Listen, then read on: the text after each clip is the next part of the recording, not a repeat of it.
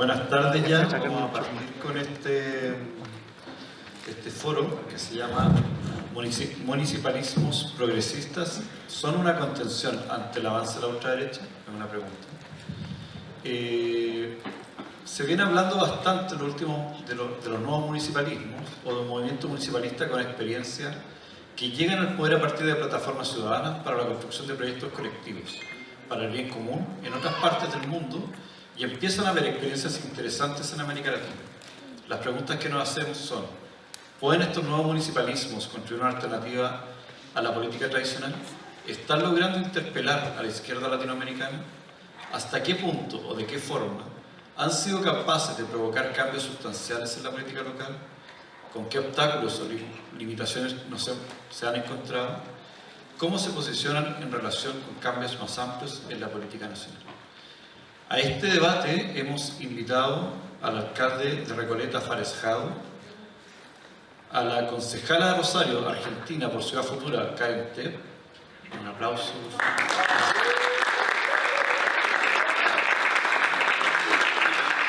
Y al alcalde de La Cisterna, Joel Olmos.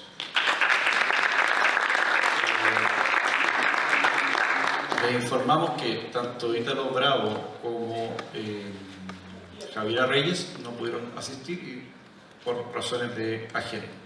Entonces, vamos a partir este seminario con una primera ronda de 12 minutos. Le vamos a pedir, en el orden en que están sentados, que primero responda Fares, después Karen y finalmente Joel. Vamos a tener una posibilidad de hacer algunas preguntas del público y unas respuestas que van a dar los mismos invitados. Entonces, partimos con Fares y sus 12 minutos. Bien.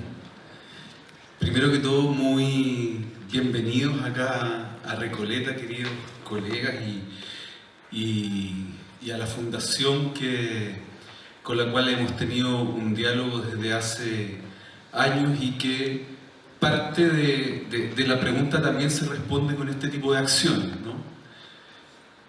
Pero pensando en Recoleta y en la experiencia de Recoleta y cómo de alguna manera el municipalismo en Chile empieza a cambiar, ¿no? Empieza un poco a revolucionarse. Yo recuerdo muy claramente que el espacio municipal no era un espacio de interés de la gestión política, por decirlo de alguna manera, ¿no? Ni de los partidos, ¿no? Más bien el espacio de interés estaba alojado en otras instancias del poder. Pero en algún momento eso empezó a cambiar, y empezó a cambiar cuando nos empezamos a dar cuenta que en este espacio, que es un espacio en Chile bien complejo, porque el espacio de los municipios fue pensado en la dictadura. De hecho, la última ley que aprueba el dictador antes de salir del poder es la Ley Orgánica de Municipalidades, y que establecía ciertas condiciones para que estas instancias se convirtieran de alguna manera en el dique de contención de la demanda social, ¿no? Para proteger al Estado central, ¿no? Y por lo tanto los municipios cumplían roles poco incidentes, no se involucraban mucho, son de alguna manera hasta el día de hoy, no son gobiernos locales, ¿no? Son administradores de políticas públicas centralizadas, ¿no? Pero que en algún momento, con visión política, con proyectos políticos colectivos y con gente que decidió ocupar este espacio del Estado para tratar de generar algún nivel de transformación, eso empezó a cambiar. ¿Qué es lo que logramos en Recoleta? El proyecto Recoleta tiene algo así como 20 años. Cuando partimos pensando ¿para qué queríamos gobernar Recoleta? O sea, fue una pregunta bien importante, porque no queríamos ser meros administradores de la política pública. Y esta historia que parte con Daniel Jau y continúa conmigo, ¿no? Se metió en lo que yo diría son las grietas del sistema neoliberal chileno. Y hacia el año 2015 empezamos a generar las primeras iniciativas que tenían carácter de transformación, que después lo convertimos en un modelo de gestión política, ¿no? Local, y que fueron los servicios populares, ¿no? Pero estos servicios populares nacen de demandas ciudadanas muy concretas. La farmacia popular no es una idea que nosotros estudiamos en experiencias internacionales, ¿no? Que la fuimos a conocer, la farmapatria en Brasil, ¿no? La experiencia venezolana también, la experiencia argentina, algún nivel de la experiencia argentina, ¿no? Pero lo que había en Chile era un mercado concentrado y veníamos viviendo una situación de colusiones, de concentración en el mercado muy abusiva, entre las cuales estaba la de la farmacia. Pero no partimos con la idea de hacer una farmacia popular. Partimos con la idea de organizar a las vecinas y vecinos que vivían una realidad muy angustiosa, que su gasto de bolsillo en medicamentos era muy alto porque vivían distintas enfermedades, y formamos una organización social que se llamó Salud Solidaria. Después la convertimos en una cooperativa de consumo de medicamentos. Después le gestionamos donaciones y recursos para intermediar medicamentos en mercados más justos en el exterior. Y en el desarrollo de esa experiencia logramos dar con la fórmula que nos permitía tener una farmacia. Fue casi todos entienden el concepto serendipia, ¿no? Fue una especie de serendipia. Y esto se da en un marco donde la realidad política nacional del 2015 está muy compleja, hay un avance, está terminando prácticamente el gobierno Bachelet 2, ¿no? Y inauguramos esto y de alguna manera ese hecho marca un punto de inflexión muy importante y un hito en cómo se gestionaba políticamente un municipio. ¿Qué es lo que hicimos luego de eso? Fue nacionalizar la experiencia, compartirla con todos los municipios que pudieran, ¿no? Y que querían. De hecho, muchos municipios de derecha yo creo que salvaron la elección, y muchos municipios, a partir de la implementación de la estrategia de farmacias populares, porque, y esto me lo dejó en algún momento uno de los subsecretarios de salud y algunos alcaldes, que no podían andar en la calle porque todo el mundo les exigía que tenían que tener una farmacia popular en sus comunas. Y porque además revolucionó la realidad de la ruralidad, porque en la ruralidad, ¿no? Comunas pequeñas, no llegan, el mercado no llega, no rentabiliza, no tiene la estrategia. El mercado no llega donde no tiene rentas importantes, y por lo tanto la posibilidad de tener una respuesta, ¿no? de acceso a medicamentos en zonas rurales se convirtió en una realidad. Esto nosotros lo tomamos como un modelo y lo llevamos a la óptica, incluso a la cultura, ¿no? Con recoletras que nuestra... Ustedes saben que en Chile, bueno, la mayoría de aquí son nacionales, pero para los que no, el libro es algo muy... es muy caro, ¿no? Tiene valores bien considerables. Y logramos aplicar el modelo de libros a precio justo, sin recargo, vendiéndolos al costo. Eso le llamamos al lado de la cultura. Pero además empezamos a explorar otras experiencias, lo hicimos con una audiológica popular también, y nos metimos en el tema de la vivienda. Y en el tema de la vivienda, replicamos experiencias internacionales, ¿no? Lo decía Eric delante, que el arriendo protegido es algo que existe en otros países, pero que en Chile eso no existía y lo desarrollamos en una experiencia donde permeamos la política pública nuevamente, le propusimos, ¿no?, a las distintas instituciones avanzar en la idea de generar una vivienda transitoria para familias que tuvieran ciertos perfiles y ciertas características y que finalmente nos pudiera generar una salida de esa vivienda transitoria a vivienda definitiva en el marco de la política de vivienda actual. La política de vivienda en Chile ha cambiado bastante, pero también ha sido modificada a partir de las iniciativas locales. El arriendo protegido generó efectivamente en el gobierno de Boric que esta experiencia fuera tomada en el marco de la emergencia habitacional y finalmente se pudiera desarrollar en distintos planos, pero además con glosas presupuestarias que acortaban los tiempos, porque antes las organizaciones de vivienda tenían que luchar una cantidad de años para tener un terreno, 10, 15 años después para tener los proyectos definitivos, y lo que se hizo es que la glosa presupuestaria permitía tener el terreno y el proyecto de construcción más o menos en tiempos similares y por lo tanto acortar muy significativamente los tiempos, ¿no?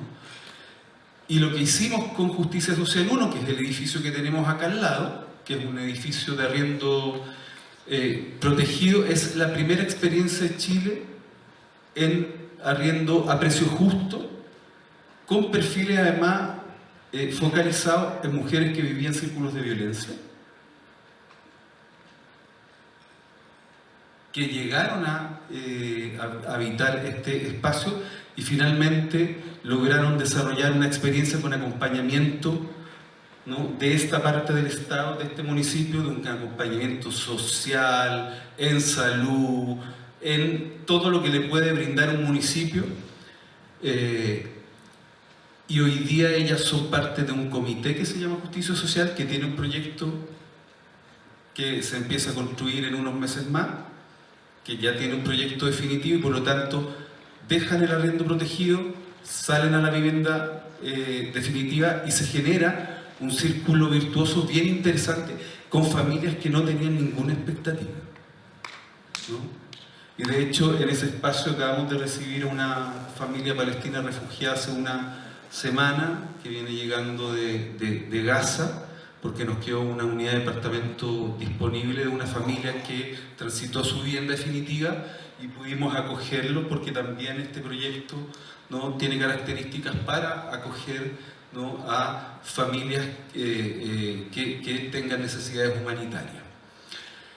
En definitiva, me estoy No, te queda un minuto. Me queda un minuto ya. En definitiva, lo que quiero plantear es que cuando tú tienes la voluntad política, tienes la claridad de que llegas a un espacio de poder para poder transformar la vida de las personas, buscas los argumentos, ¿no?, desarrollas la gestión política, efectivamente puedes impactar en políticas que transforman la vida de las personas, pero además con una ciudadanía que empieza a creer y a mirar el espacio de la política de una manera distinta, ¿no? Porque ¿qué es lo que ha hecho la política durante todo este tiempo? Es no mirar al ciudadano, ¿no? Chile, un Estado extremadamente neoliberal, lo que le dice al ciudadano es que se tiene que arreglar como pueda, que se tiene que rascar con sus propias uñas y que nunca va a tener una ayuda de este espacio del Estado. Yo creo que la contribución más interesante de Recoleta es que en un proceso que tiene hartas más complejidades, ¿no? Desde los procesos participativos, ¿no?, desde levantar la identidad de los barrios, desde potenciar la organización social, pero además politizando los espacios organizacionales, no interviniéndolos, politizándolos, ¿no? ¿Qué quiere decir esto? Llevar la reflexión política a la base social, que los dirigentes efectivamente asuman las responsabilidades públicas que tienen. Nosotros cuando llegamos a esta comuna, uno de los dramas que teníamos era que los espacios comunitarios estaban todos privatizados por las propias dirigencias, ¿no? Veníamos de 12 años de gobiernos de derecha, dirigencias altamente clientelizadas, pero en esos espacios no participaban los jóvenes, porque habían dirigentes que eran dueños de los espacios comunitarios. Las canchas se arrendaban, por lo tanto había restricciones para el acceso. Entonces, empezamos a generar una dinámica comunitaria distinta, ¿no? Cuando tú haces eso, lo que ocurre es que la política empieza a tener un sentido distinto para los ciudadanos. Y cuando empieza a tener un sentido distinto para los ciudadanos, es que se sienten vistos, se sienten parte de la política. Y lo que empieza a pasar es que empiezan a creer que todos estos cambios, ¿no? Todas estas ideas de que el Estado, que no es capaz de brindarte ningún espacio de protección, en algún momento empieza a hacerlo, y por lo tanto tú empiezas a creer, porque si hay algo que logró muy bien la dictadura, fue inocular la desesperanza en el pueblo, ¿no? Una desesperanza aprendida, donde no podías de ninguna manera tener apoyo ni ayuda de nada. Y yo creo que Recoleta lo que logró es decir que eso no es así, que el espacio, este espacio del Estado, con decisión política y con ganas de transformar, efectivamente te puede brindar un espacio de protección y te puede brindar un espacio de participación donde tú te sientes parte de procesos mucho más importantes y que no estás solo en la vida, y por lo tanto tú vences esa desesperanza aprendida. La ciudadanía se vuelve más exigente, por supuesto, lo que es muy bueno, porque participa más, ¿no? Y eleva el estándar de las actuaciones en política, ¿no? Yo creo que eso en síntesis es lo que hemos hecho en Recoleta en estos años. Muchas gracias.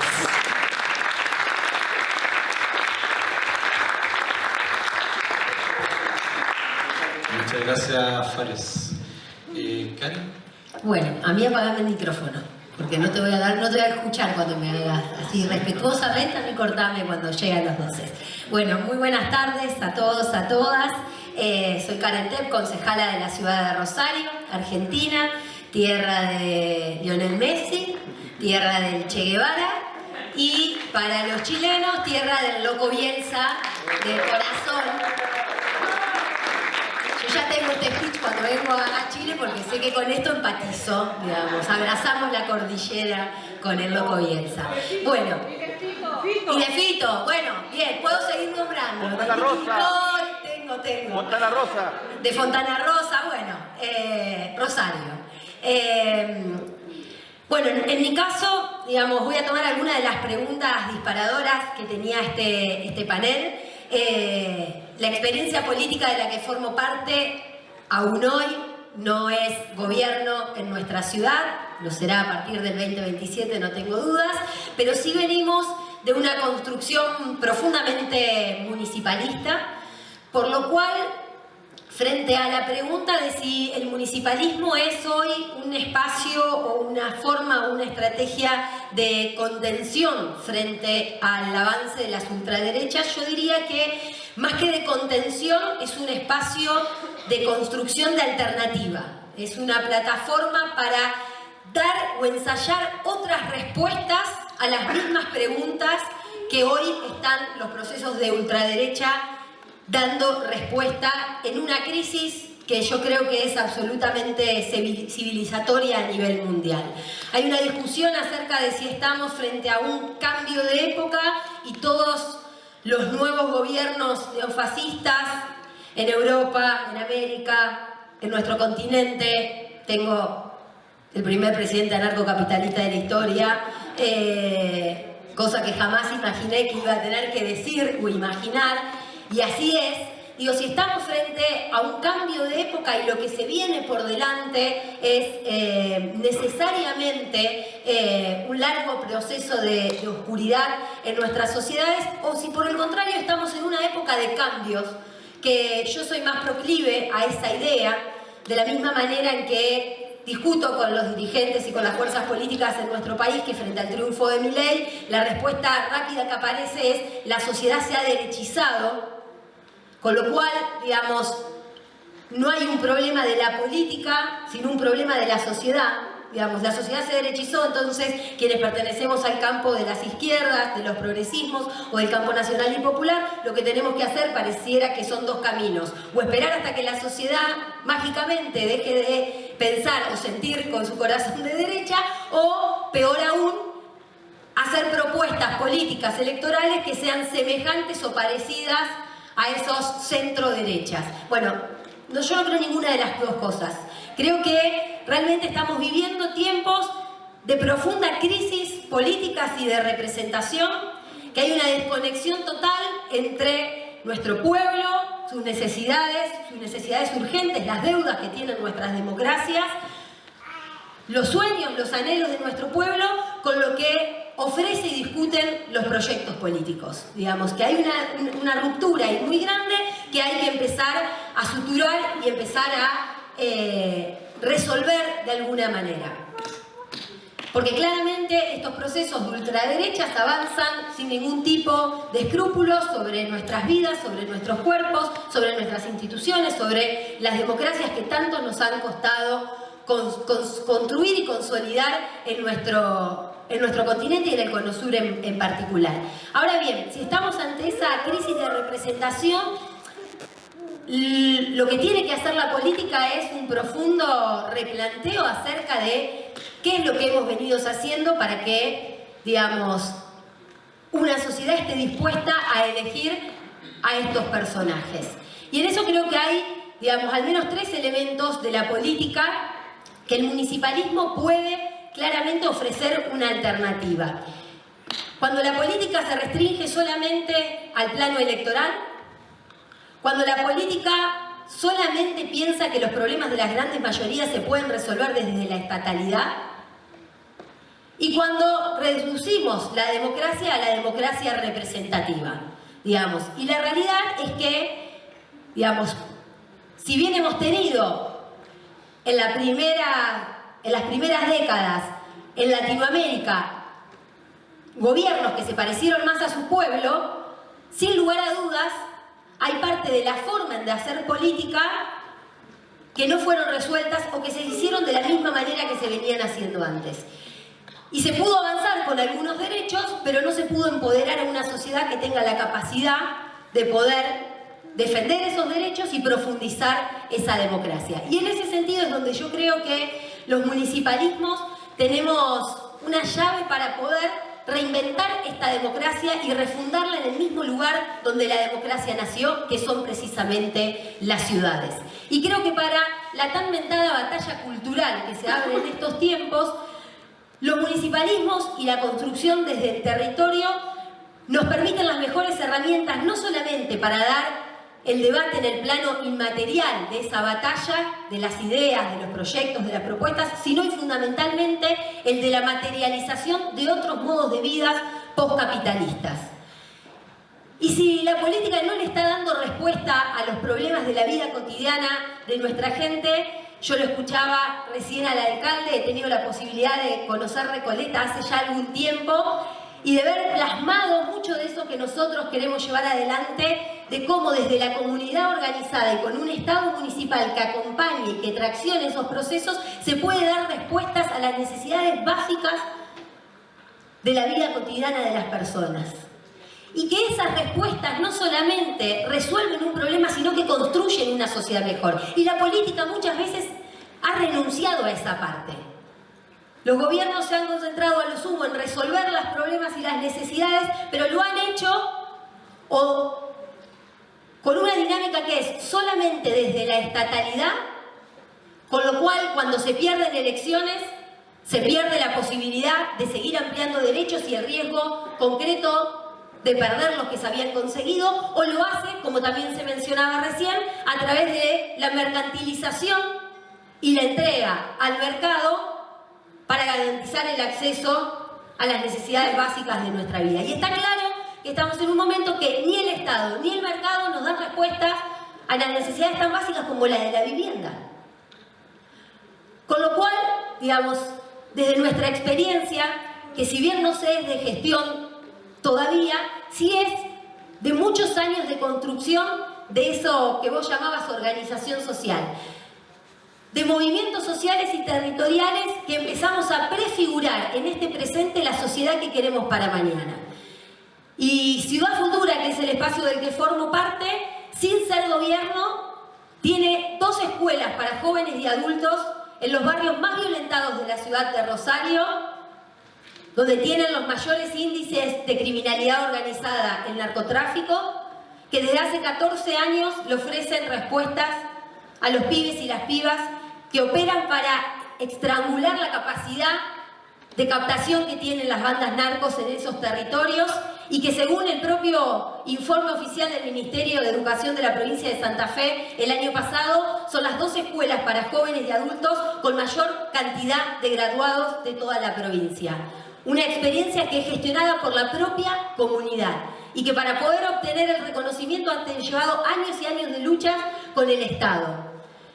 Tenemos además una empresa pública de alimentos, no estatal, gestionada desde la propia organización a través de una alianza estratégica con el sector productivo de nuestro campo, a través de las cooperativas y los sindicatos y las organizaciones sociales organizadas en la ciudad para poder garantizar canastas de alimento básicas en estos momentos de crisis alimentarias a un precio económico, que acá que diga los valores no tiene sentido porque no hice la relación dólar, pero que son 40% más baratos que las segundas marcas que cualquier hipermercado. Esas 2 experiencias, además de muchas otras en los campos de la salud, de la cultura, dan muestras de que en nuestra sociedad existen posibilidades de resolver los problemas de nuestra vida cotidiana construyendo una sociedad mejor, y que en todo caso la escala del municipalismo y contar con gobiernos municipales que se apoyen de estas experiencias, lo que hacen es volver no solamente a tener la capacidad de ampliar derechos, sino también de profundizar nuestra democracia, de poder hacer partícipe a la ciudadanía, a los usuarios, a los estudiantes, a los consumidores, en la toma de decisiones de cada uno de estos procesos, como así también empezar a ensayar nuevos modos de vida que no tengan que ver ni con la mercantilización de todos los aspectos de nuestra vida, ni con pensar que solamente estatizando o desde la estatalidad vamos a poder resolver todos los problemas. Hay una vía en el medio, que es la de la gestión social, que es la de la comunidad organizada, que es la del movimiento cooperativo, mutualista, que en particular desde el lugar donde vengo tiene mucha fuerza y que para nosotros es una herramienta junto con los gobiernos municipales para poder ensayar nuevos modos y alternativas a este tiempo de crisis. Cierro con esto nomás. Michael Albert, un militante de izquierda, dice que para cualquier proyecto de izquierda transformador se necesitan 3 patas. Una crítica certera del presente. La segunda, un horizonte claro de futuro. Poder ofrecerle a nuestra sociedad imágenes de cómo puede ser la sociedad. Y la tercera, la estrategia. Cómo salimos de este presente para llegar a ese futuro. Y dice que las izquierdas somos muy buenas en la primera parte. Somos los mejores para la crítica del presente. Tenemos los mejores diagnósticos. Pero que si no somos capaces de ofrecerle a nuestro pueblo, y ya no para dialogar con las izquierdas, sino para dialogar con las mayorías, imágenes claras de un futuro distinto y un camino a recorrer, que los invitemos a ser parte para construir ese futuro deseable, que hoy también hay que decirlo, el neoliberalismo no lo está pudiendo garantizar y por eso recurre a sus métodos más autoritarios. Si no somos capaces de eso, la crítica del presente se nos termina viniendo en contra, porque nadie quiere que le estén machacando todos los días lo mal que estamos viviendo y lo angustioso que es esta existencia. Por eso creo que en el municipalismo está esa estrategia, está ese puente y está en nosotros y en nosotras la capacidad de imaginar y de ofrecer esas imágenes de futuro distinto, agregándole además, a partir de un filósofo argentino, una cuarta pata, que es que cualquier proyecto de izquierda tiene que ser capaz de construir nuevos vínculos entre nosotros y nosotras, nuevos vínculos donde el feminismo viene mucho a aportar para entender que somos seres interdependientes, que necesitamos del otro y de la otra para poder tener vidas más vivibles, y en eso también el poder de lo próximo y de la cercanía que ofrece el municipalismo es una herramienta invalorable. Muchísimas gracias.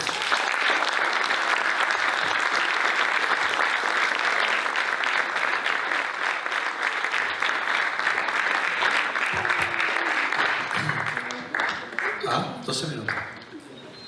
Muchas gracias, Karen. Ahora al alcalde de la cisterna, Joel Olmos. Saludos. Ahí llegó el alcalde Mauro Tamayo, que está aquí con nosotros también.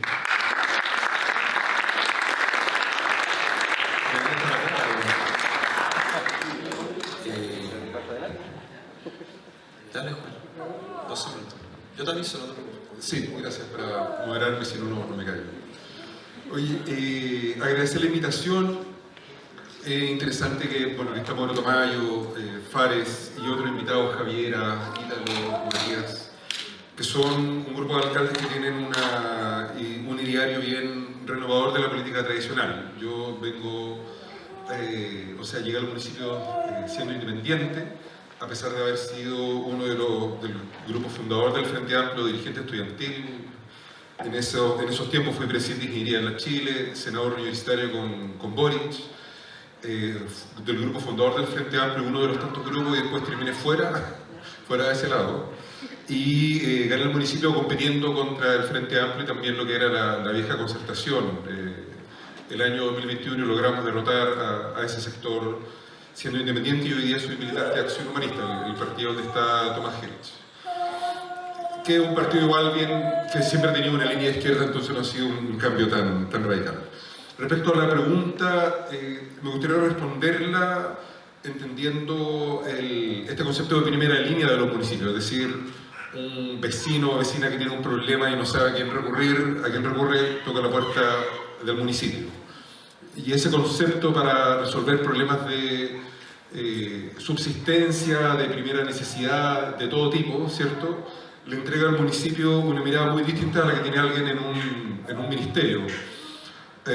A mí me marcó mucho, en mi contexto personal, la experiencia de dirigencia social, donde salgo de un grupo muy elitizado de la universidad y llego a mi comuna y pregunto, oye, ¿hay gente izquierda acá? Y como que parece que no había nadie. Así pregunto, del pleno fecho, oye, ¿hay alguien de la cisterna acá? Cero, nada. Entonces no había como una base social, y tuve todo un proceso de replanteamiento de cómo pensar lo que es ser de izquierda dentro de la dirigencia social. Entonces fui 3 años profesor de educación popular en una población, fui presidente de la Junta de Vecinos, de organizaciones de reciclaje, de ollas comunes, de comedores populares. Entonces me di una vuelta bien larga, salí como de la elite universitaria a la construcción social de un contexto más popular. Entonces, esa visión te entrega otra forma de pensar el municipio, que es muy distinta a lo que hace un ministro, por ejemplo, que tiene otro tipo de problema y que no tiene contacto con la realidad más profunda al final. Entonces, ese carácter de los municipios locales yo creo que es algo que debiéramos reflexionar. Y frente a cómo uno hace frente a una política de derecha o de ultraderecha, me gustaría articular con lo que es primero la política pública como tal, la participación vinculante y finalmente con la asociatividad, que son 3 elementos muy importantes para después subir a lo que sería las nuevas formas de acumulación capitalista que uno podría mirar, o otra forma de nombrarla, pero con los elementos de identificación que son importantes de discutir. Yo creo que en la política pública hay elementos muy interesantes que plantea Fares. Recoleta fue una comuna que diseñó mucha política de mucho impacto. Las farmacias populares, las ópticas populares, la fábrica de audífonos populares, las constructoras populares con justicia social. Entonces hay muchos elementos bien interesantes. Nosotros en La Cisterna constituimos esto de Salud en tu Barrio, que son experiencias descentralizadas de intervención en salud con las comunidades. Entonces hay harto para mirar. Y yo creo que cuando uno piensa en la política pública hay elementos transversales al color político que tienen que ver con la profesionalización, la transparencia, la probidad, la rendición de cuentas, pero que son, hasta Evelyn Matei estaría de acuerdo con eso. Es difícil pillar diferencia ahí, pero cuando empiezas a pensar en otras cosas que también se han planteado acá, que es bueno evidenciar como la concientización, la movilización, la reivindicación de la política como instrumento de transformación social, la recuperación y la construcción del tejido social, la recuperación de los espacios sociales, de las sedes y de los espacios públicos también para la comunidad. O sea, cuando llegamos a La Cisterna habían sedes que llevaban 15 años cerradas. Por ahí está Marisol, que es presidenta de la Junta de Vecinos, ahí estuvo luchando años con un grupo de vecinos que se había apropiado de la sede, y al final la sede es para celebrar los cumpleaños, para ver los partidos de fútbol, ahí las tomateras los sábados, pero no para los vecinos, ¿te fijas? Entonces también es importante visibilizar esas problemáticas. Y en la política pública siempre es importante este carácter de construcción de tejido social, en el entendido que lo segundo importante es la participación vinculante, esto de ser capaces de contar con redes de vecinos, mesa animalista, mesa de discapacidad, mesa de movilidad, además de las uniones comunales que son la Junta de Vecinos, los clubes deportivos, centros culturales, uniones de clubes de adulto mayor. Pensar en cómo logramos salir de la demanda local, territorial, temática, avanzar algo mucho más transversal, como por ejemplo ser capaces de construir un frente de vecinos que sea capaz de pelear con el municipio cuando cierren colegios, cuando los edificios destruyan los barrios, cuando se quieran rematar espacios públicos de la comunidad para privatizarlo. Entonces, toda la participación debe ser enfocada a movilizar para que los vecinos sean capaces de defender el patrimonio comunal. Y en ese sentido es importante generar dirigentes sociales no dependientes del municipio a través del clientelismo, sino independientes, conscientes políticamente para poder enfrentar políticamente a otros adversarios. Y tercero, la asociatividad. Y en ese sentido estamos trabajando harto con un grupo de alcaldes y formamos este Centro de Estudios Territorio y Comunidad, donde está el Álvaro Ramis, Mario Garcés, o un vecino de La Cisterna, Reinaldo Olivarí, que trabaja en los USACH en política pública. Como construir espacios de reflexión donde entreguemos elementos para luchar contra esta arremetida conservadora. Es como a la oposición contra migrantes, trabajamos con la Oficina Migrante para la visibilización y la inclusión de los migrantes. La violencia contra la mujer, la Casa de la Mujer o la Oficina de la Mujer. La violencia desde la intolerancia religiosa, trabajamos por el diálogo interreligioso. Yo siendo evangélico trabajo por el diálogo interreligioso y no por la visibilización de mis comunidades evangélicas, obviamente. Y eso va generando otro escenario que politiza. Por el tema de la violencia, los comités de seguridad con una perspectiva no solamente persecutoria y control, sino también de prevención social, para hacernos cargo de las problemáticas sociales profundas. Entonces, en la medida que somos capaces de crear espacios de reflexión para sistematizar política y hacerla subir hacia la política pública o hacia el Estado, eso va generando un cambio. Yo creo que lo que debiéramos pensar es este concepto de dónde está el poder. Como qué es el poder, dónde reside, porque en el fondo si no tenemos claridad de eso no vamos a saber nunca dónde pegar ni cómo pegar. Y es súper fácil identificar, antes del poder estaba con las dueñas, ¿cierto?, de las petroleras, en los años 50, después la minería, los dueños de las mineras eran los dueños del mundo finalmente. ¿Se acuerdan acá Anaconda Minerals, cierto? Hoy día Antofagasta Minerals. Después el capital especulativo, ¿se acuerdan con ATAC, la tasa Tobin que se defendía en ese momento? Fuimos a varias marchas de esas. Y el capital especulativo en Chile estaba vinculado con la ISAPRE, estaba vinculado con la AFP, con estos mecanismos de acumulación de grandes empresas, donde finalmente se genera una relación espuria. Entonces, esos dueños de esa empresa son los mismos dueños de La Tercera, del Mercurio, de los canales de televisión. Luxic, ¿cierto? Estuvimos en Río de Janeiro con Luxic, y él fue director de Canal 13, porque su papá era el dueño de Canal 13, ¿cierto? Y son los dueños de Antofagasta Minerals. Y deben tener inversiones en un montón de empresas. Entonces se empieza a generar esa relación espuria donde se compran políticos, se compran voluntades, y hay que evidenciarla. Sin embargo, también hay otro sector que está emergiendo que tiene que ver con los medios de comunicación, y es muy interesante entender este proceso como un fenómeno mundial, donde cuando asume Trump estaba la CEO de Meta, la Priscilla Chan, ¿cierto? Zuckerberg, de Facebook, Bezos y Elon Musk. Ahí tenemos a Google, a Tesla, a X y a SpaceX. Es decir, se está avanzando desde el capital especulativo a las redes sociales y esa vinculación que hay con los medios de producción. Entonces, en este proceso y fenómeno mundial, la ultraderecha empieza a tejer redes donde los que apoyan a Trump, a Netanyahu y a Milei son los mismos. O sea, están relacionados económicamente, son los mismos conglomerados internacionales. Entonces la pregunta es cómo podemos ser capaces de, desde los municipios, contribuir a crear un relato con estos elementos de la política pública, la participación y la asociatividad para hacer crecer una resistencia que sea capaz de pararse frente a esos relatos de violencia, de segregación, criminadores de la pobreza, ultraconservadores, pero sobre todo el elemento característico es que tratan de hacer de que la gente pobre piense que el enemigo está al lado de ella. Es como el tipo que te roba el balón de gas, ¿cierto?, de la casa, o el migrante que te quita el trabajo, ¿cierto?, o el subsidio, pero no que el problema es de fondo y tiene que ver con el poder económico y la distribución del poder, es decir, quién toma finalmente las decisiones. Y en ese sentido estamos muy atrás.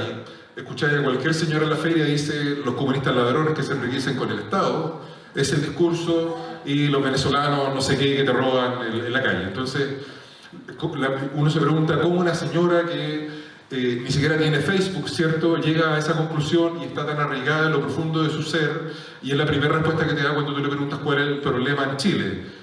Uno diría el problema en Chile es que el único % se queda con la mitad de la riqueza, ¿cierto?, y que en el fondo la política está desacoplada a los intereses comunitarios y está para servir a los grandes intereses de las grandes economías de Chile. La AFP, las mineras, la ISAPRE, los dueños de las autopistas, toda esa concentración económica. Entonces deberíamos ser capaces de crear un relato que sea, y una asociatividad que sea capaz de luchar contra ese fenómeno tan profundo. Y en ese sentido yo creo que debiéramos, desde los gobiernos locales, salir desde el ombligo nuestro, ¿cierto? Porque hay alcaldes que le va muy bien en lo local, pero esa experiencia se queda ahí y no transforma nada hacia arriba, y no hablan con nadie, y no trabajan con nadie porque tienen un ideario individualista del gobierno local. O, como si quiera, también pasa que no hablamos nosotros mismos, pues a los convencidos decimos, no, si en realidad el problema es que la gente se hechizó, que la gente no entiende nada, que la gente es tonta, ¿cierto? Porque si leyera... Y es como un relato que explica un porcentaje de lo que pasa en la realidad, pero que no se hace cargo del problema profundo de que no hemos sido capaces de crear un relato y una práctica política y medios de comunicación y reflexión que sean capaces de pararse frente al poder y derrotarlo. O sea, perdimos un montón de municipios progresistas en esta elección y quizás cuántos diputados vamos a perder. Miren lo que pasa en el gobierno regional, hay una mayoría de derecha. Entonces, de derecha, de ultraderecha, no de derecha, cierto, de RN. Entonces hay un problema de fondo que hay que atacar y deberíamos ser capaces de hacernos de ese problema cargo saliendo de nosotros mismos y pensando en algo mucho más colectivo. A mí me llama mucho la atención, por ejemplo, porque no teníamos un canal de televisión, medios masivos de comunicación diario. El otro día fui al Mercurio, no sé si han ido, es como del porte de toda la comuna mía, de la cisterna, y pisos llenos de gente trabajando ahí como máquina, pensando en cómo destruir propuestas progresistas y favorecer a los grandes intereses económicos. Entonces, yo creo que debemos tener esas cosas en mente y sobre todo trabajar de forma generosa y asociativa por dar vuelta a esta realidad que es un proceso mundial, pero que si no lo hacemos juntos no vamos a poder frenarlo definitivamente. Muchas gracias.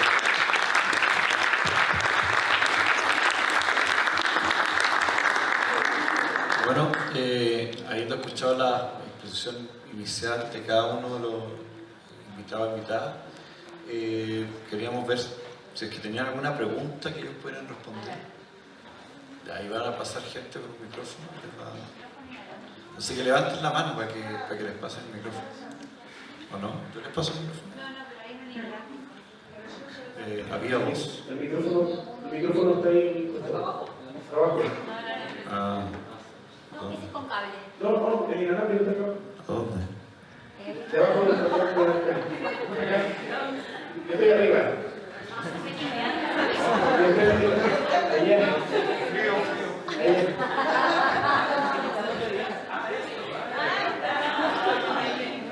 Cállate.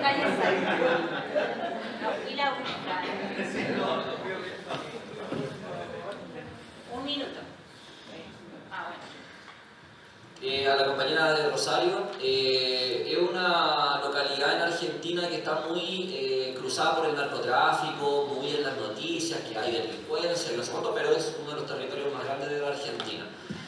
Y este proyecto, Ciudad Futura es un proyecto que viene de la mano del peronismo, pero no tanto, sino que también viene de experiencias locales, comunitarias y de muchas organizaciones cooperativas, organizaciones populares, de la economía popular y organizaciones de base.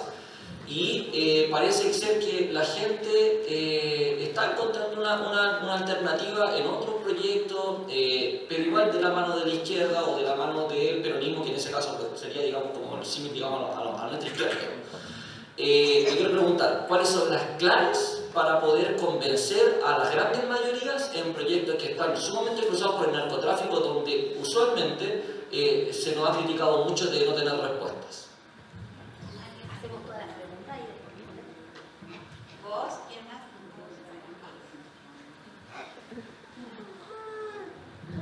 Hola, al compañero alcalde.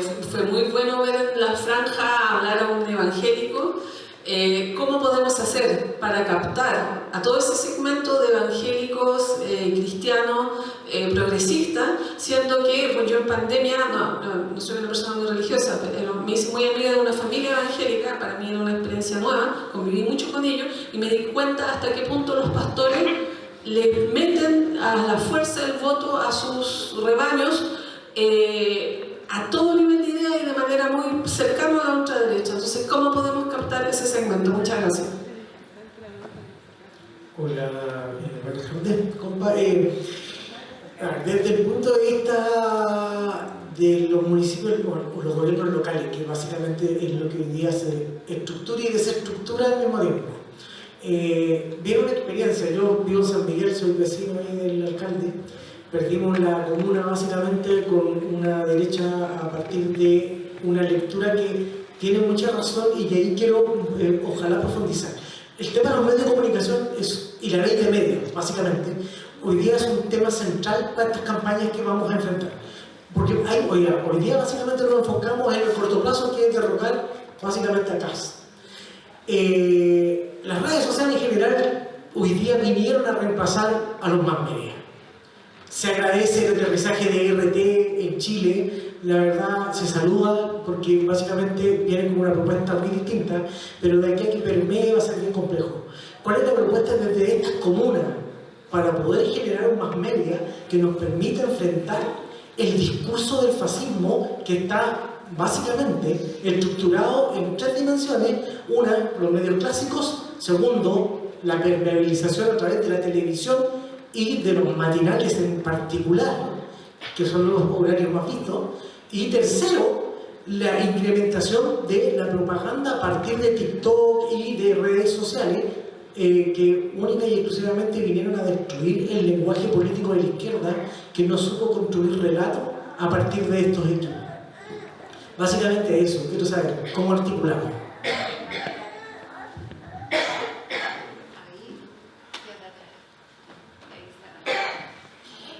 Hola, bueno, mi pregunta va dirigida hacia la concejala de Argentina. Particularmente me llamó la atención la propuesta respecto a la participación del pueblo en la política, entendiéndolo no solo como lo estatal ni el mercado, sino que el poder devuelto. Y en ese sentido quería consultar si pudieses profundizar en ese aspecto, porque yo soy de acá de Recoleta, vivo a 2 cuadras de aquí, y me parece que aquí en Recoleta hay harto potencial, en Santiago en general hay harto potencial para devolver la política al pueblo. Sin embargo, creo que aún nos falta saber cómo hacerlo, y en ese sentido creo que podría ser una experiencia que nos nutra también. Eso, gracias. Mi pregunta también va para el alcalde Jadwe y el alcalde Olmos, una pregunta táctica, coyuntural. ¿Cómo creen ustedes que podrían aportar a una eventual candidatura, a la candidatura de Janet Jara, no eventual, perdón, si es que fueran obviamente convocados a construir programa y a construir el diseño de una campaña? Pienso esto porque digamos, estamos acostumbrados quienes miramos de afuera, digamos que muchas fotos en donde aparecen las figuras, en donde aparecen los distintos rostros de distintos alcances, y eso está bien. Pero ¿cómo creen ustedes que los municipios que ustedes representan pueden ayudar a construir una campaña y sobre todo un programa para Janet Jara, que obviamente enfrenta a la extrema derecha, pero también presente la fisonomía de un nuevo proyecto de sociedad que está en ciernes? ¿Y cómo creen que su experiencia puede aportar a eso? Muchas gracias. Hola compañeros, la pregunta para los tres, pero tiene como nivel obviamente porque existe un contexto diferente. Desde el mundo, ayer hablamos en la jornada de ayer, lo ausente está el tema de la educación como proyecto, ¿no es cierto? Entendiendo que cuando uno quiere transformar la sociedad, la experiencia nos ha dado que los procesos revolucionarios desde los liberales en adelante era también cambiar el sistema educativo, cambiar el paradigma, cambiar el currículum y diseñar, ¿no es cierto?, estrategia. Y ahí podemos hablar de una serie de intelectuales que desarrollaron esas disputas. Y lo que pasa es que para pensar en una sociedad necesitamos gente que esté pensando también en un sistema educativo que esté permanentemente integrado con un currículum. Y aquí existen tres niveles, ¿no es cierto?, de lo cual me gustaría saber qué es el trabajo que están realizando, qué podríamos aprender. Entendiendo que, además, la ultraderecha tiene súper claro que la educación es un tema. O sea, Brasil, con Bolsonaro, lo primero que atacó fue el sistema educativo. ¿Para qué decir lo que está haciendo Argentina, ¿no es cierto?, con Milei? ¿Y qué pasa en Chile? Entonces, en lo concreto, ¿cómo, ¿no es cierto?, desde Cerro Navia, que ahora está en el SLEP Barranca, pero cómo el municipio de Cerro Navia puede apoyar, mejorar o construir algo, ¿no es cierto?, desde el currículum en el servicio local de educación pública de su localidad, mirando el territorio. En el caso de Recoleta, cómo, ¿no es cierto?, lo que tiene que ver con el currículum o la experiencia pueden ser traspasadas o mejoradas después en el CERIP, y los trabajadores y las comunidades puedan defender ese proyecto, porque puede que lo que ustedes hayan avanzado en el CERIP, ¿no es cierto?, se diluya. Y en el caso de Argentina, particularmente desde Rosario, ¿cuáles son las lecciones que se hacen, ¿no es cierto?, desde desde lo pedagógico, lo curricular y el sistema educativo, ¿no es cierto?, desde Rosario, que pudiéramos nosotros aprender, justamente entendiendo que ustedes ya tienen a la ultraderecha dominando?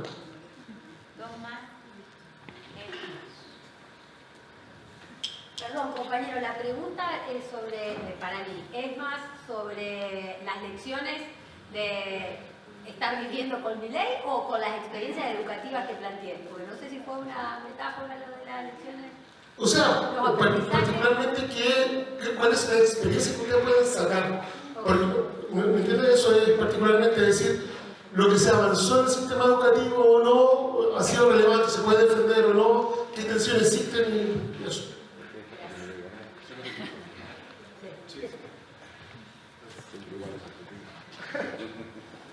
Hola, muy buenas tardes. Mi nombre es Francisco. Desde la Universidad de Concepción estamos estudiando varios temas de vivienda, la política habitacional, la emergencia habitacional y las políticas emergentes están naciendo hoy día. La experiencia que acaba de relatar, como también las cooperativas de vivienda, experiencias emergentes que nacen. y cómo los municipalismos, como la perspectiva, cómo proyectan de alguna manera esto. Entonces, un poquito la pregunta y la reflexión hacia ustedes, cómo desde los municipalismos, estos municipalismos de resistencia que comentaron, perspectivan una nueva política habitacional o perspectivan entrar en esa grieta que hablaban desde la perspectiva del tema habitacional. Cómo salimos un poco de la política habitacional neoliberal o subsidiaria a otra desde estos municipalismos.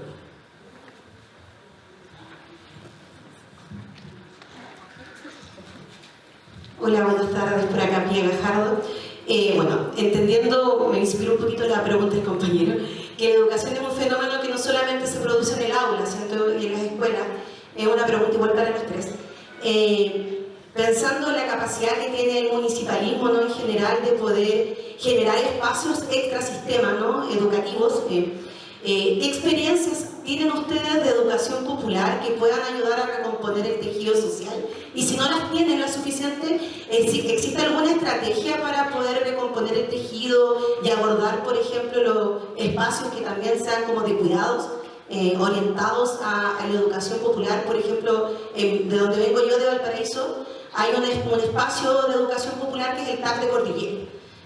No sé si ustedes lo conocen y si es que existen espacios así en sus municipalidades para poder saber qué proponen en esa materia, que es un vacío bastante grande, todo lo que es cultural, educativo, extrasistema en nuestro sistema actual. Eso.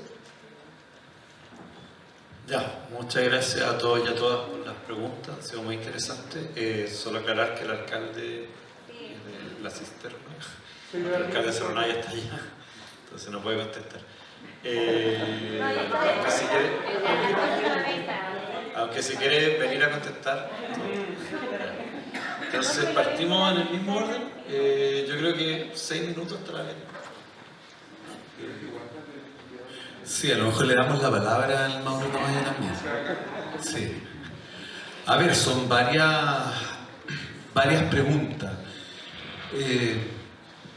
Nos hemos juntado varios municipios progresistas, al Frente de Municipios Progresistas, porque antes de que se formara esta idea de constituir este espacio de reflexión que comentaba Joel, ¿no?, que esta especie de espacio para pensar el territorio y la ciudad, ¿no?, donde está Puente Alto, está Pudahuel y está La Cisterna. No sé, ¿tú estás ahí, Mauro, o no?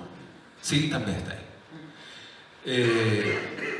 Habíamos hablado que era muy importante ver cómo los municipios progresistas podían avanzar en generar medios de comunicación que pudieran permear lo local, que salieran también un poco del marco de lo más institucional, porque esto no tiene que ver con el periódico que sacábamos, donde comunicábamos, que estamos muy regulados, sino que generábamos espacios, ¿no?, que pudieran romper la lógica hegemónica, ¿no?, que es lo que tú hablas, los matinales, ¿no?, y cómo finalmente se impone la ideología a través de todos estos medios de comunicación, lo que hablaba del Mercurio, ¿no?, Joel. Bueno, yo creo que es un desafío para los municipios. Nosotros en Recoleta hemos estado en su momento con la idea de tener un canal local. Estamos con un espacio de desarrollo donde tenemos toda la infraestructura para el desarrollo de podcast y otras cosas que estamos ahí trabajándolo en una idea de poder en algún momento llegar a masificarlo. Pensamos también desde la Universidad Abierta de Recoleta, que es una estrategia que hoy día nos estamos replanteando, porque la institucionalidad nos llevó, ¿no?, a tener que revisar la estrategia, porque si no la Contraloría nos iba a caer encima y nos iba a dejar ahí con hartos problemas. Hoy día estamos redefiniendo la idea, pero también desde ahí, ¿no?, desde lo que estábamos haciendo con la Universidad Abierta de Recoleta, habíamos pensado cómo abrir canales de comunicación y medios que efectivamente desarrollaran una lógica contrahegemónica, ¿no? Y yo creo que eso es un desafío para los gobiernos locales. Mi sensación, y lo que yo al menos le he planteado y lo que hemos conversado con distintos colegas alcaldes, es que lo tenemos que hacer juntos, que es muy difícil que aisladamente podamos avanzar en eso, y que tenemos que definir una estrategia que nos permita hacer algo un poco más sustantivo, ¿no? Respecto de cómo en este caso para mí, para Joel, vamos a aportarle a la campaña de Yanet Jara. Bueno, nos tocó hacer las vocerías al principio de la primaria. Yo creo que hubo una apuesta bien importante de esta candidatura de relevar el rol de los municipios por la cercanía que tienen con la ciudadanía y de integrar transversalmente distintos actores, pero principalmente los municipios cumplíamos el rol de facilitar también el despliegue territorial de la candidata. Esto más allá de las discusiones programáticas, ¿no? Porque en el fondo, ¿qué es lo que ocurre? Los alcaldes tenemos ciertas representaciones, ¿no? Que no necesariamente tienen las candidaturas, ¿no? Yanet Jara es un perfil de ministra con una trayectoria, que tiene una serie de cualidades que la hacen ser muy cercana, pero eso tiene que tener una expresión más real en términos de estrategia. Y yo creo que los alcaldes aportamos en la estrategia, ¿no? De cómo acercamos finalmente, ¿no? La candidatura de Yanet a la ciudadanía, ¿no? Hay mucho que replantearse. La primera etapa es muy distinta a la segunda etapa, ¿no? Aquí viene una reflexión distinta, porque además se suma todo el resto del sector. Y eso implica que vamos a tener que tener una discusión mucho más profunda desde lo programático. La propia candidata ha planteado una apertura. No hay ninguna posibilidad de que esta candidatura logre el objetivo de derrotar. Yo siempre voy a hablar más bien de ultraderecha, porque yo estoy convencido que en Chile no existe derecha moderada, ¿no?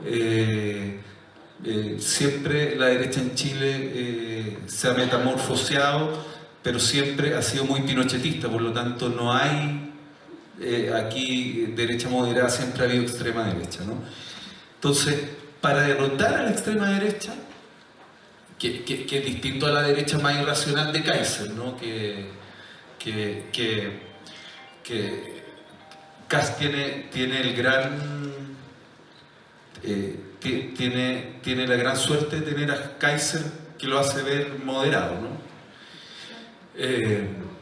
Bueno, yo creo que ahí hay que plantearse en dos objetivos, ¿no? El primero es cómo vamos más allá de hablarle a nuestro propio sector, y efectivamente generamos una integración bien transversal de toda la centroizquierda.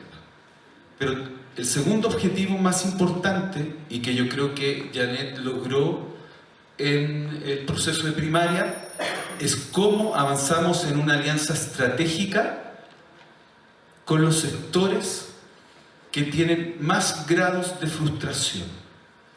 Como se le habla a los jóvenes, yo creo que Yanet logró interpretar muy bien en esta primaria a las juventudes, y por lo tanto no se volcaron las juventudes a apoyarla en la primaria, y tenemos un desafío de construir una relación estratégica y emotiva con aquellos que están absolutamente desafectados de la política. Yo creo que son los dos desafíos importantes, y creo que las alcaldías de alguna manera podemos aportar ahí de manera importante. El rol de la educación es bien complejo, porque en el fondo acá en Recoleta nosotros teníamos un proyecto, y tenemos un proyecto de desarrollo de los temas educativos que han permitido generar ciertas aperturas, ¿no? Directorios colegiados, más horarios, ¿no? o más espacios para que los profesores, fuera de estar encerrados en el aula, pudieran desarrollar una pega más hacia las familias, ¿no? de poder acompañar los procesos educativos, pero también, ¿no? poder acompañar a los estudiantes en otras dimensiones de su desarrollo, y por lo tanto generamos una idea, ¿no? un proyecto educativo que no es sustentable bajo el actual modelo. Al salir los municipios, ¿no? del financiamiento de los proyectos particulares para entrar al proceso de desmunicipalización, que es un proceso además anhelado, que tiene reivindicación histórica, pero que desde el punto de vista de la ley no necesariamente está bien pensado, porque al no pensarse cómo se va a financiar el sistema educacional y que sigue con la misma lógica de financiamiento, claro, los municipios podemos hacer convenios para poder mantener ciertas cuestiones que tenemos, pero al no estar en la toma de decisiones no hay incentivo, ¿no? Entonces estamos en una situación, en Recoleta nosotros perdemos un activo bien importante al salir los colegios.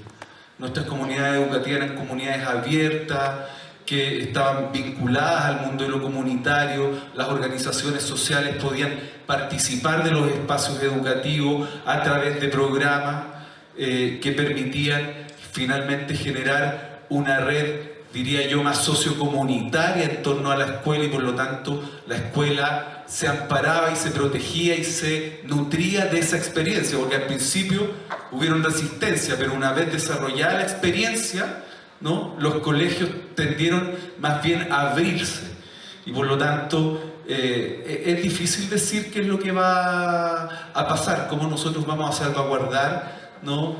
algunas ideas de este proyecto educativo, y es parte de la discusión que va a haber que dar. Voy a terminar en breve. En torno a las políticas de vivienda, estoy tratando de agarrar todas las preguntas, ¿ya? Nosotros tenemos 5 proyectos. Vamos a terminar en el plazo de 1 año y medio con 140 unidades de vivienda con arriendo a precio justo. Algunas de esas, ¿no? son en el formato de mini condominio, otros de condominios más grandes como el de justicia social. Algunos de estos formatos de mini condominio incorporan a personas que están saliendo de la situación calle y han pasado sus proyectos de manera exitosa, que lo estamos desarrollando con el Ministerio de Desarrollo Social. Vamos a hacer la experiencia piloto, ¿no? en un mini condominio de 6 departamentos, aquí cerquita en Muñoz Gamero, y por lo tanto vamos a seguir. A ver, nosotros creemos que el arriendo protegido, el arriendo a precio justo, efectivamente puede llegar en algún momento a intervenir, ¿no? la lógica del mercado. Pero además hemos logrado que el Ministerio acceda, a partir de proyectos que hemos presentado, a que a través de con los recursos del Estado no solamente construyamos unidades habitacionales, sino que compremos unidades habitacionales. Entonces estamos a punto de comprar 60 departamentos a un proyecto inmobiliario también administrado en la lógica de arriendo a precio justo. Entonces, y además vamos a seguir insistiendo, porque lo que la gente no sabe es que cuando la política pública cambia, ¿no? y efectivamente el Estado empieza a comprar, a generar una especie de banco de suelos, a disponer los suelos, pero además a financiar por grosa presupuestaria el Estado la compra, es porque ese piloto lo hicimos en Recoleta.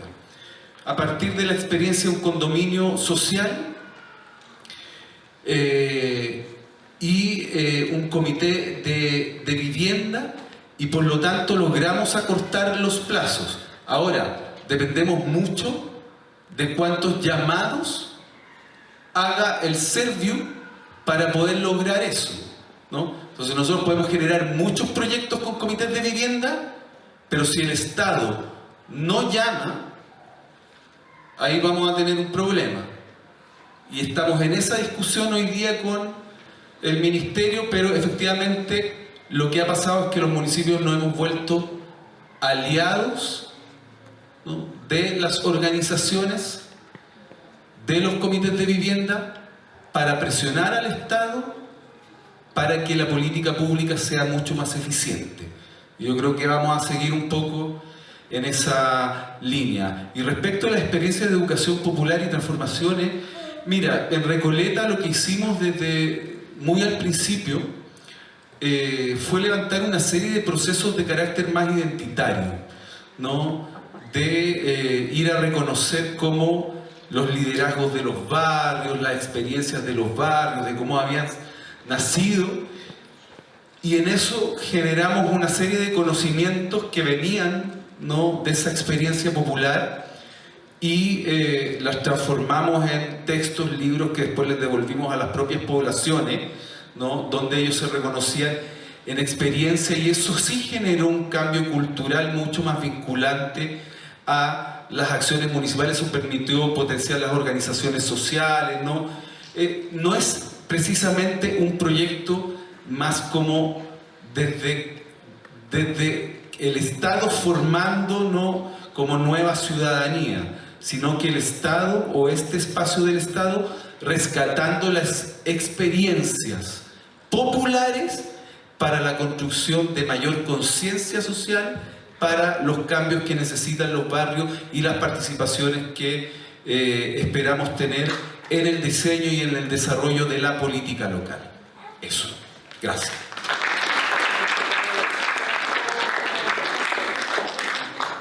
Bueno, voy a intentar, a partir de la historia de Ciudad Futura, responder las 4 o 5 preguntas que salieron. Ciudad Futura es un partido de movimientos que nace de la fusión de 2 movimientos sociales, el movimiento 26 de junio y el movimiento Giros. El movimiento... Uy, ese es mi hijo.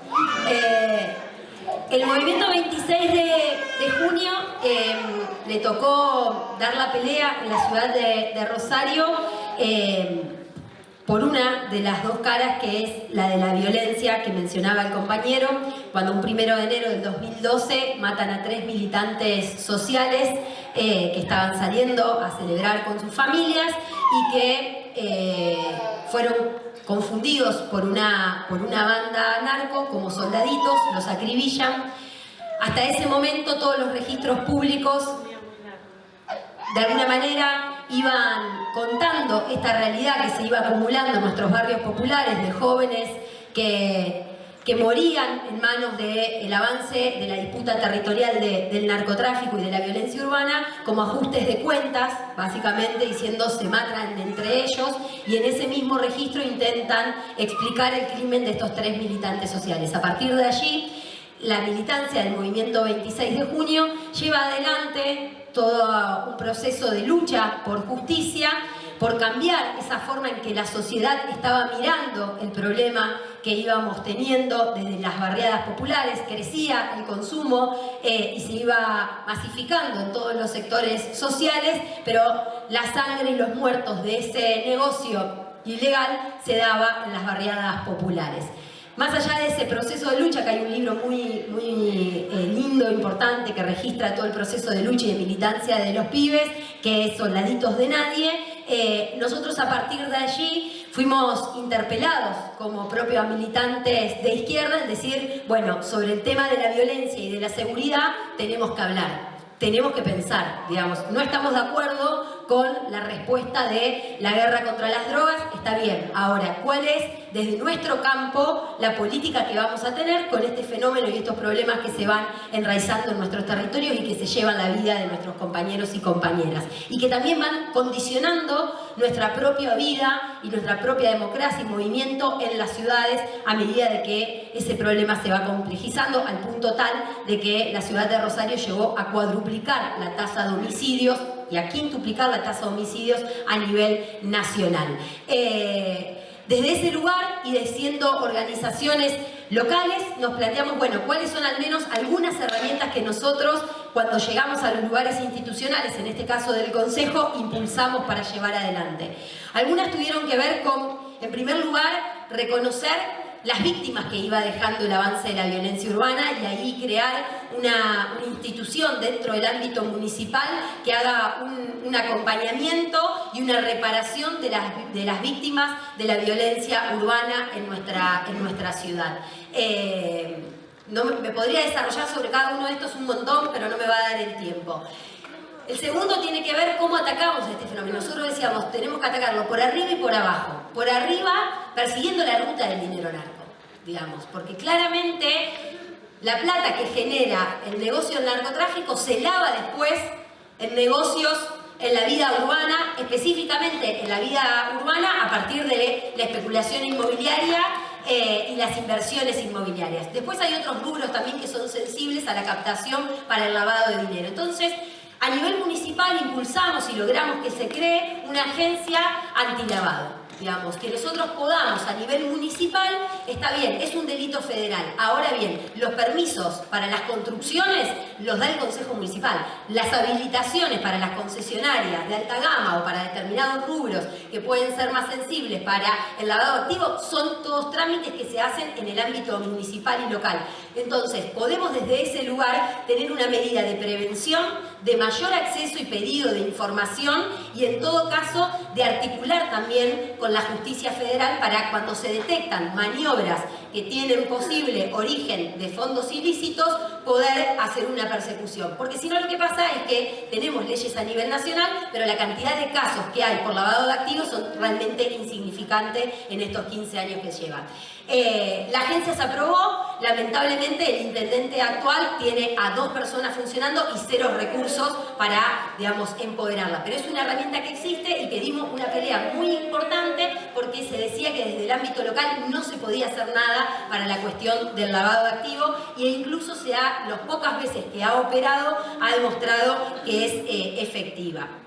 El segundo de la cuestión de por abajo, cómo resolvemos o abordamos el tema de la violencia, es claramente recuperando la autoridad y la presencia de lo público en esos territorios donde el narcotráfico hace su dinero, ¿no? Y donde se lleva la vida de nuestros pibes y nuestras pibas, pero también donde la ausencia del Estado ha hecho que vayan cada vez gobernando más y apropiándose de esos territorios. Hoy el dealer del barrio, digamos, además de poder darte un laburo fácil al pibe, le da un espacio de pertenencia, pero además le da el financiamiento a la madre, el crédito si necesita para una urgencia, que no se la da el Estado y que es imposible en el sistema privado.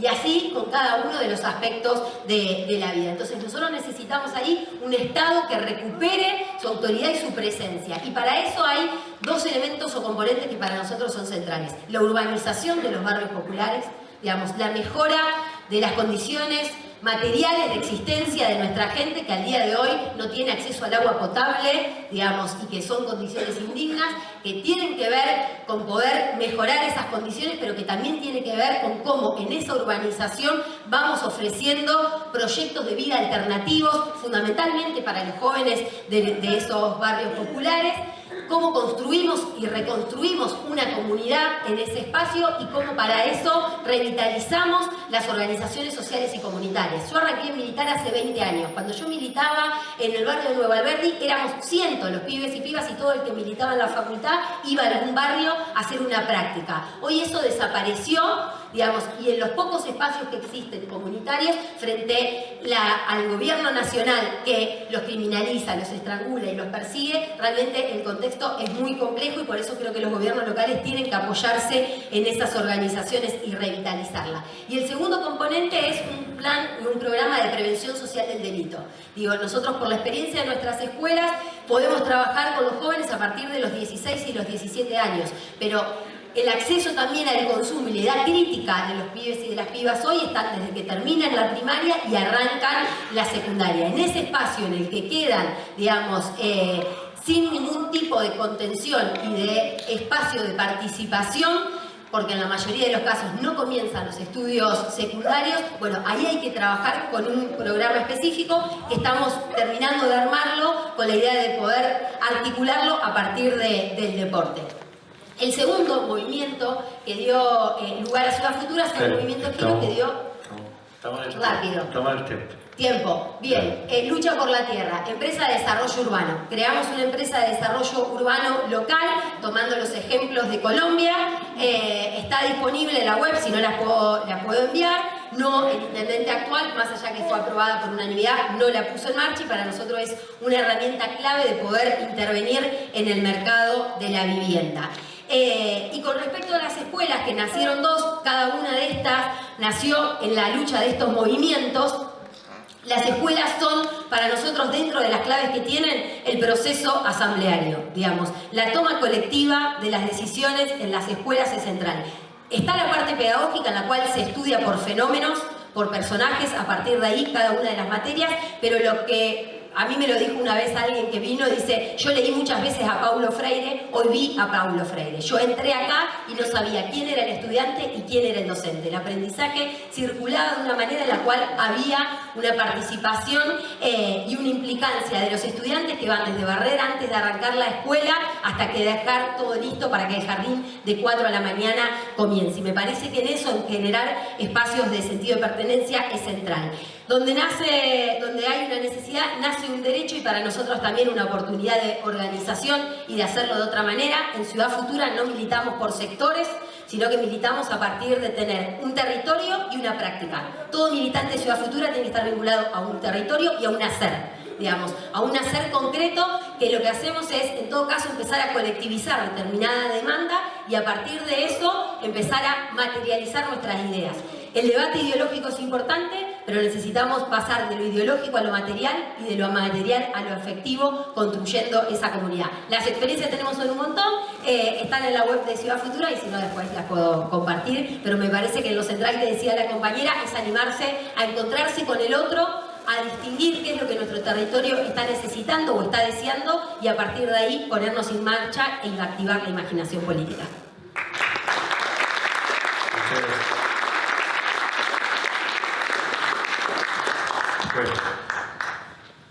Gracias, Fernando. Sí, posiblemente no voy a poder responder todas las preguntas, solo voy a tratar de referirme a lo que más encuentro que puedo hacer un aporte en construir un relato según la experiencia que hemos construido. Para el tema interreligioso o evangélico, esto es relevante porque, según entiendo en el censo, el 16% de los chilenos se dice evangélico. Entonces es un sector que está en disputa en un contexto donde se ha instalado un ideario que ser evangélico es ser de derecha, y no de cualquier derecha, de la derecha bien, como dice Fares, derecha.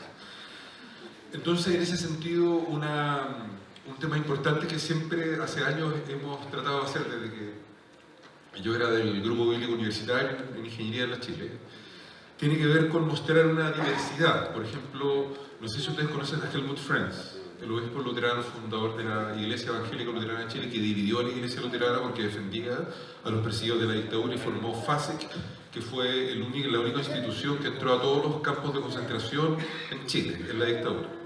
Es una historia que es como bien, como acá somos todos de izquierda, yo pensaba que todavía iban a decir que conocían a Helmut Franz, pero era una persona realmente muy influyente y su labor es muy similar a la de Silva Enríquez en cuanto a la magnitud de la lucha que representó y fue también de los fundadores de la Vicaría para la Solidaridad. Entonces hay harto que mostrar de grupos evangélicos que lucharon contra la dictadura.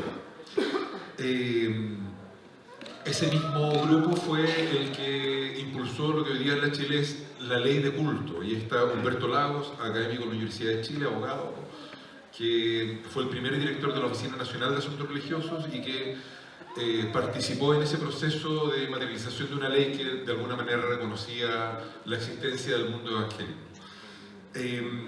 Y tercero, también mostrando esa diversidad, formamos un espacio interesante antes que se llamó Evangélicos por el Apruebo. ¿Lo conocieron? ¿Sí? No éramos muchos, pero eran los mismos luchadores de los 70 más las nuevas generaciones que veníamos de otro contexto y que ha logrado instalar este concepto de diversidad para que nadie diga, oye, los evangélicos son todos, nosotros ahí levantamos la banderita siendo poquitos, pero somos poquitos pero organizados, como pocos pero locos, ¿no? El concepto que hay. Segundo, el tema del diálogo interreligioso es bien interesante y yo creo que cobra mucha relevancia cuando uno ve lo que pasa en Palestina, ¿cierto? Gente que se cree superior porque está Dios con ellos, ¿cierto? Y con el derecho de mandarle misiles a otro pueblo y exterminar. Para mí, una explicación muy importante para ese conflicto es el concepto de intolerancia religiosa. Más allá de la tierra, que también es importante, de la riqueza, del control territorial, es un tema de intolerancia religiosa.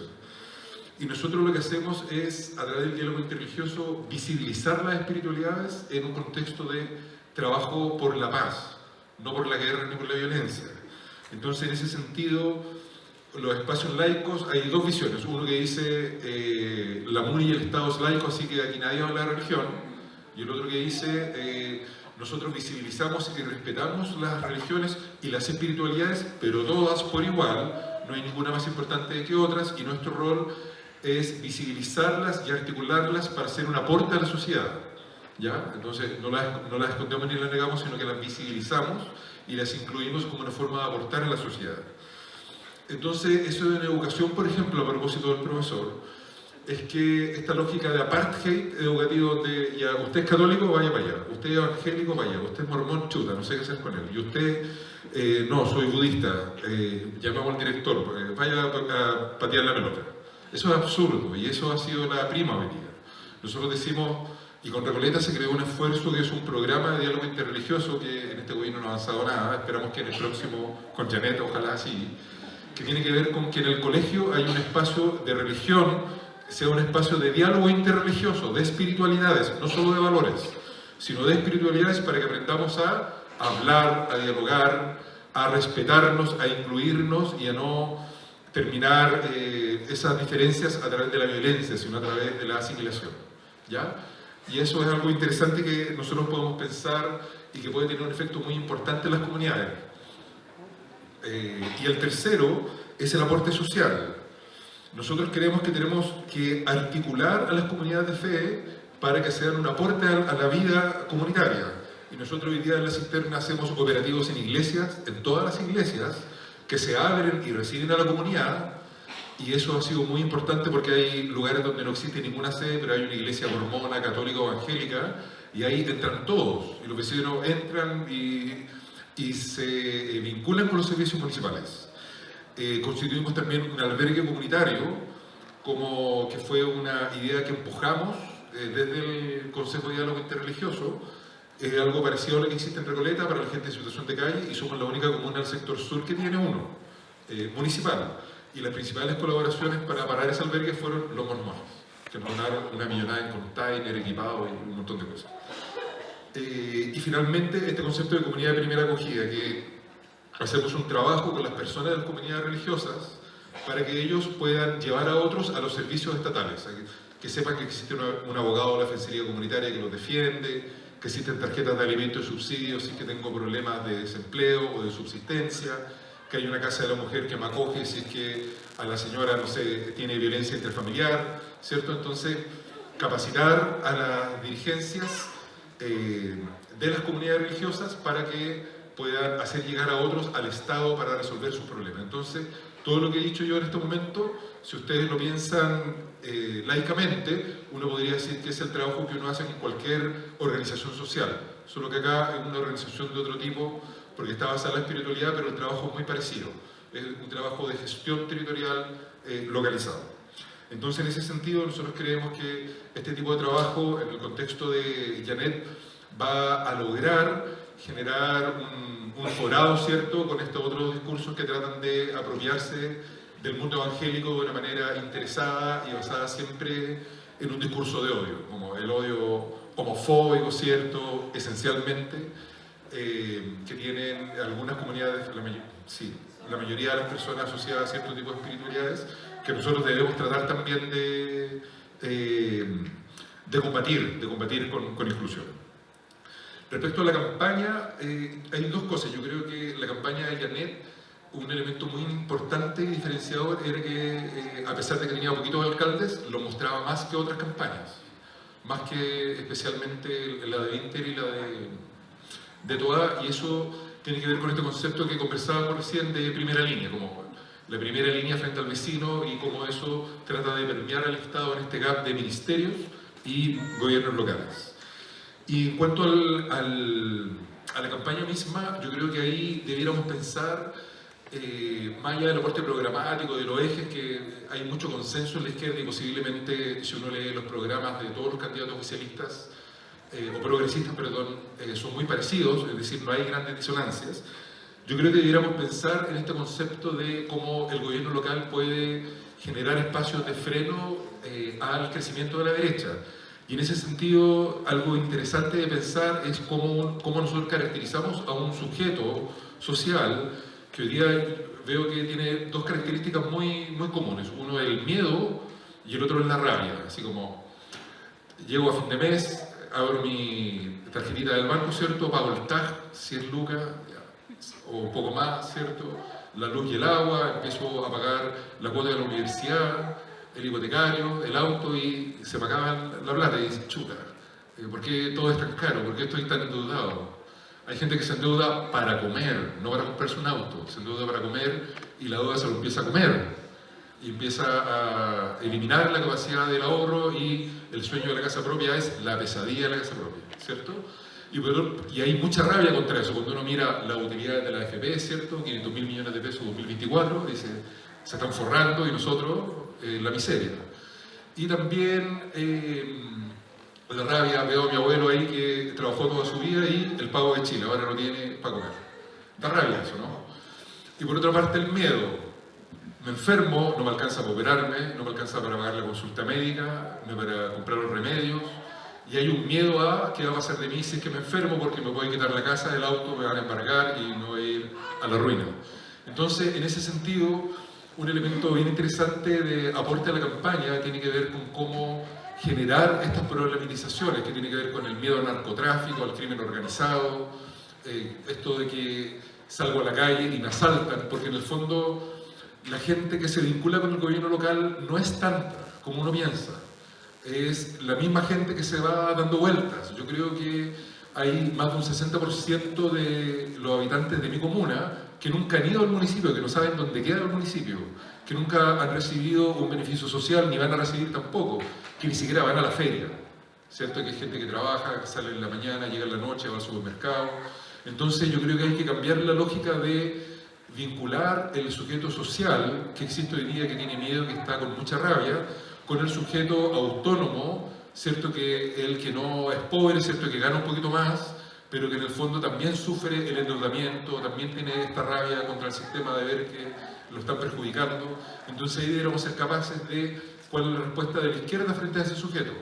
Porque en el fondo el que vive en un condominio, conversábamos con algunos compañeros esto delante, y su única aspiración es a las 11 de la noche sacar a pasear al perro a la plaza, no quiere que lo asalten, no quiere que, ¿cierto? Y eso, si bien es algo individualista, también es solidario en el sentido que él no quiere que a nadie lo asalten por ir a pasear al perro a las 11 de la noche. Entonces, tenemos que dar una respuesta a la crisis de seguridad que existe también. Tenemos que tapar los hoyos de las calles, tener las plazas limpias, los árboles verdes y regados. Hay cosas mínimas que tenemos que hacer. Pero lo que no podemos renunciar es, además de hacer eso, a la concientización y a esta disputa por el sentido común que trata de hacerse cargo de las necesidades de ese otro sujeto que no recibe ayuda social. Y ahí está todo este elemento más mediático, de comunicación, en el centro de estudio, donde tenemos que ser capaces de enfrentar a una derecha que es dueño de los medios de comunicación y que tiene un discurso muy claro del odio y de la culpabilización a un sujeto social que es un otro, que me está perjudicando sin darme cuenta que el problema está ahí arriba y que no está ni siquiera acá abajo ni al lado mío. Y esa conciencia yo creo que es la que tenemos que meter a la campaña de manera que podamos dar respuesta a través de esos otros sujetos sociales a esta crisis. Por ejemplo, las asociaciones de enfermos terminales que se mueren sin atención médica, la asociación de los que luchan contra el TAG, ¿cierto?